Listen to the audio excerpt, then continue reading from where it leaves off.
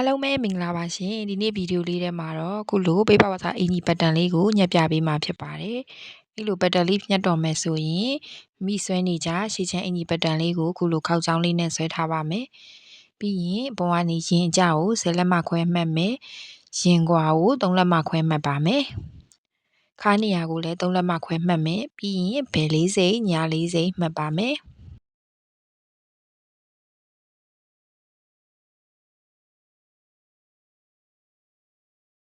ပြီးရင်တောက်နေရာလေးကိုခုလိုမြင်းဖြောင်လေးဆွဲလိုက်ပါမယ်ပြီးရင်လေးလက်မခွဲနေရာလေးမှတ်မယ်ပြီးရင်လည်းဘယ်လေးစိမ့်ညာလေးစိမ့်မှတ်ထားပါမယ်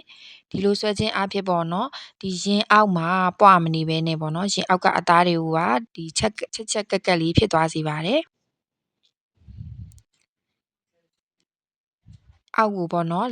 လက်မဝက်နေရာကိုတန်းမဆွဲဘဲနဲ့အခုလိုလေးလက်မခွဲနေရာမှတ်ပြီးဆွဲရင်အဲ့လိုမျိုးလေးချက်ကက်ဖြစ်ပါတယ်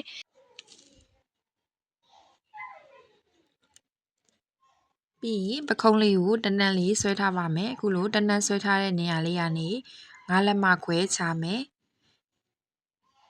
ပြီးရင်9လက်မခွဲချထားတဲ့အမှတ်ကလေးနဲ့ဒီတောက်ထိပ်ကလေးကိုရေကူးတောက်ကလေးဆွဲထားပါမယ်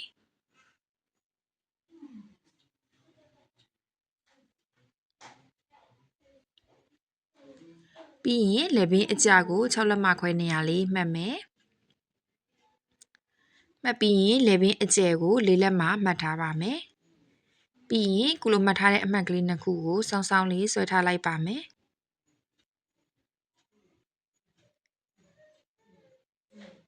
ပြီးရင်တော့ပတ်တန်လေးကိုညှက်ထုတ်မယ်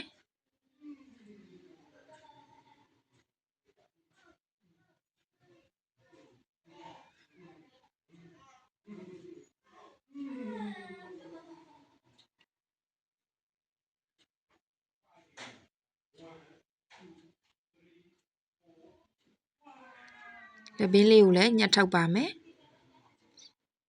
ပြီးရင်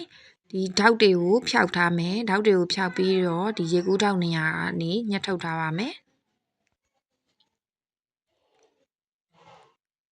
ဒီဘက်ကထောက်ကလေးတွေကိုလည်းဖျောက်ထားပါမယ်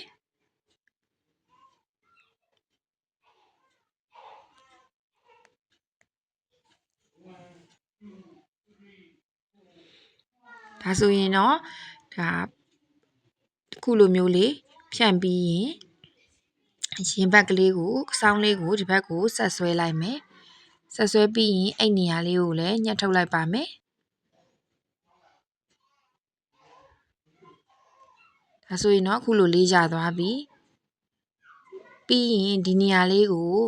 3ပုံပုံမယ်ပေါ့နော်ဒီအောက်ကနေပြီးတော့ဒီစောင်းထားတဲ့နေရာလေးအောက်ကနေပြီး1လက်မခွဲစီအခုလိုအမှတ်ကလေး3မှတ်မှတ်မယ်ပြီးလို့ရှိရင်ဒီပေါ့နော်ဒီဘက်ကတောက်ရေကူးထောက်နေရာလေးနဲ့ခုလိုမျိုးလေးလာပြီးတော့ဆက်ထားပါမယ်ခွဲကားလုံးမှာမလို့ခုလိုမြင်းလေး3ချောင်းကိုဆွဲထားပါမယ်ပြီးရင်အဲ့လိုဆွဲထားတဲ့နေရာလေးကိုကက်ကြီးလေးနဲ့ညှက်လိုက်မယ်ညှက်တဲ့အခါမှာလည်းလုံးဝပေါ့နော်အတီးပေါ့နော်အစုံတိမညှက်ချပဲနဲ့ထိတ်မှာတဲလေးနည်းနည်းလေးခြံထားခဲ့မယ်ပေါ့နော်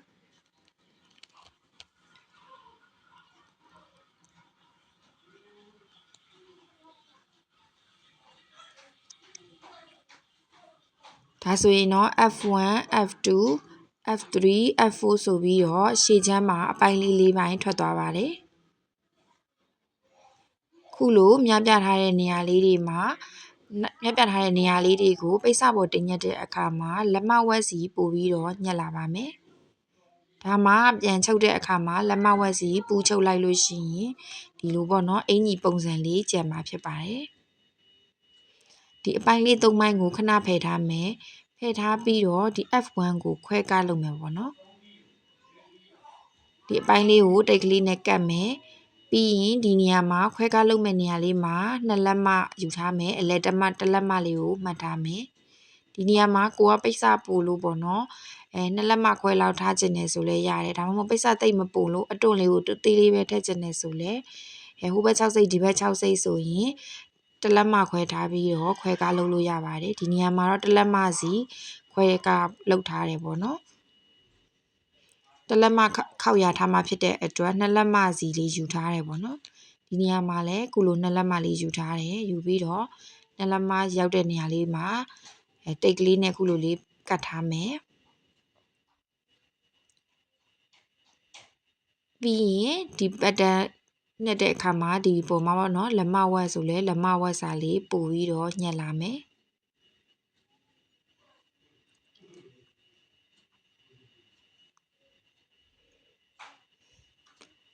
ပြီးရင်ဒီပတ်တန်းလေးကိုလည်းညှက်ချလိုက်ပါမယ်ဒီမှာလက်မဝက်စာလေးဒီအဝိုက်နေရာလေးကိုပို့ပြီးတော့ညှက်လာတယ်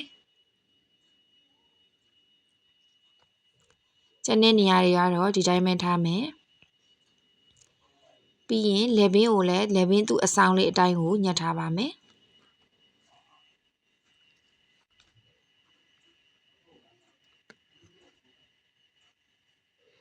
ပြီးရင်ဒီခွက်ကလုပ်မဲ့ပတ်တန်းအတွန်လေးတွေကိုခုလိုမျိုးလေးပြန်ပြီးတော့ထပ်ထားမယ်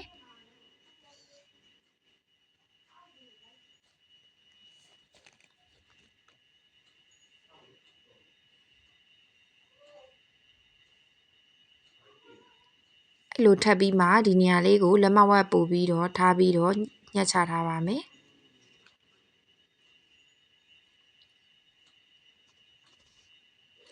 လေဘင်းအဆောင်ကတော့ပို့ပြီးညှက်စရာမလိုဘူးပေါ့နော်ပြန်ဖြတ်လိုက်တဲ့အခါမှာခုလိုပုံစံလေးရသွားပါပြီဒါတိတ်ကလေးနဲ့နည်းနည်းကြွနေတဲ့နေရာလေးတွေကိုထပ်ကတ်တာပါပြီးရင်လေဘင်းကပိတ်ဖောက်စာရဲ့အတော့နေရာလေးတွေမှာယူမယ်ပေါ့နော်ယူမှဖြစ်တဲ့အတွက်လေဘင်းအဆောက်နေရာကိုပိတ်ဖောက်စာရဲ့အတုံလေးတွေနဲ့အခုလိုတန်းတန်းလေးထားပြီးတော့ကျန်တဲ့နေရာတွေကိုခုလိုမျိုးလေးဆွဲထားပါမယ်ဆွဲပြီးတော့ပြီးရင်ညှက်မယ်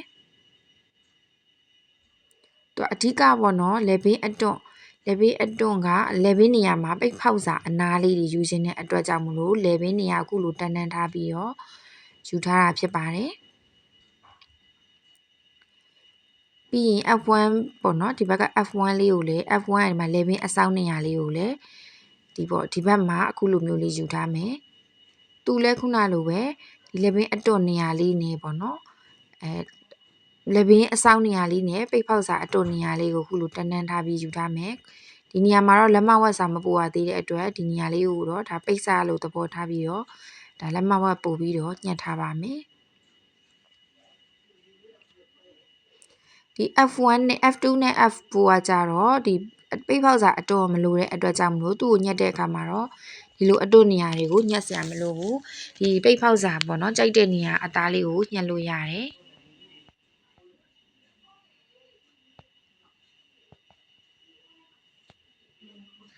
ပြီးရင်ဒါကိုပိတ်စလို့သဘောထားပြီးတော့ဒီနေရာလေးတွေကိုညှက်ထားလိုက်ပါမယ်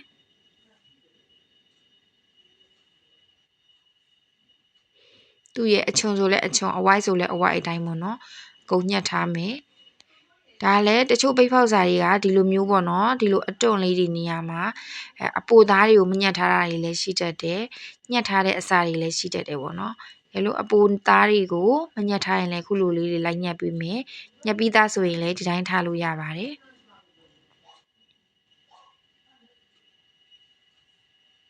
ဒီဘက်က F1 နေရာလေးကိုလည်းညှက်လိုက်ပါမယ်သူ့ကိုလည်းအဲ့လိုပဲအတုံးစာပိုတဲ့နေရာလေးတွေကိုညှက်ထုတ်လိုက်မယ်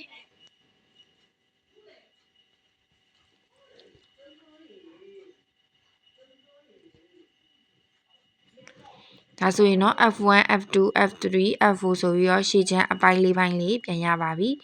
ဒီမှာဆိုရင်တော့လေဘင်းနေရာလေဘင်းမှာအတုံးနေရာလေးတွေကိုဒါရသွားပြီပေါ့နော်ဒီအတုံးလေးတွေကိုခွဲကားလုပ်ထားတဲ့အတုံးလေးတွေကိုအခုလိုတွန်းပြီးတော့ဟိုဘက်ကရေကူးတောက်နဲ့ဖြတ်ဆက်လုပ်ထားတဲ့နေရာကိုအဲ့လိုတွန်းပြီးတော့ပြန်ချုပ်မယ်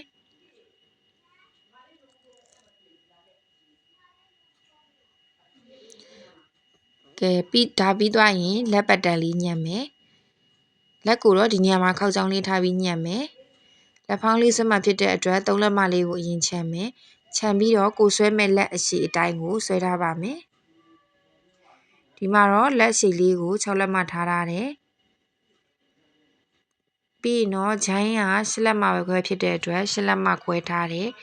ဒီအဆောင်ကိုကြတော့ဒီဂျိုင်း8လက်မခွဲကို9လက်မ1လက်မပို့ပြီး9လက်မခွဲအဆောင်လေးဆွဲထားတယ်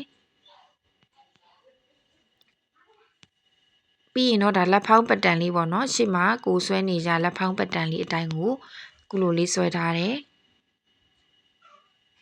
6လက်မနေရာနေနောက်ထပ်ပေါ့နော်1လက်မခွဲလေးပို့မယ်ပို့ပြီးတော့ခုလိုတနန်းလေးဆွဲလိုက်ပါမယ်ဒါပေါ့နော်လက်အောက်ကအဖောင်းစာလေးထည့်မှာမလို့ပေါ့နော်ပြီးရင်အောက်ကအဖောင်းဒီလိုတနန်းလေးဆွဲထားမယ်တနန်းလေးဆွဲပြီးတော့အပြင်ကိုလည်းနည်းနည်းလေးကားထုတ်ထားပါမယ်တလက်မခွဲလောက်ကားထုတ်မယ်ပေါ့နော်ကားထုတ်ပြီးတော့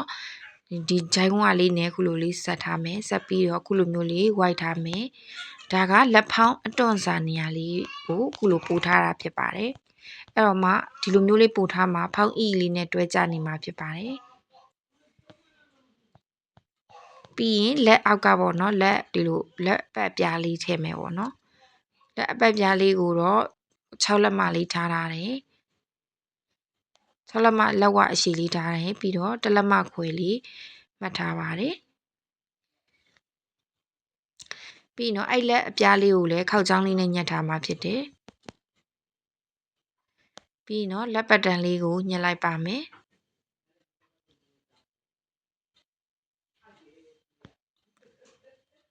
ဒါကဒီလက်ဖောင်းရဲ့အောက်ကလက်အပြားလက်ပတ်အပြားလေးဖြစ်တယ်ဒါလေးကိုလည်းနှစ်ထပ်ပေါ့နော်နှစ်ထပ်ကလေးယူပြီးချုပ်ရင်ပိုလာတယ်ဒီဘက်တကတော့ခောက်ချောင်းနေရာလေးဖြစ်ပါတယ်ချုပ်တဲ့အခါမှာဒါလေးဒီလက်ပတ်ပြားလေးပေါ့နော်အဲ့နေရာလေးကိုဒီအဖောင်းပေါ့နော်ပိုနေတဲ့နေရာလေးရှိအဲ့နေရာလေးတွေကိုအတုံလေးတွေတွန်ပြီးတော့ဒီလိုမျိုးလေးချုပ်လိုက်လို့ရှိရင်ကုလိုလက်ကလေးလည်းရသွားပါပြီရရှိပေးတဲ့တောက်ချင်းစီတိုင်းကိုကျေးဇူးတင်ပါတယ်channel လေးကိုလည်း like and subscribe လေးလုပ်ပေးခဲ့ကြပါအောင်ရှင်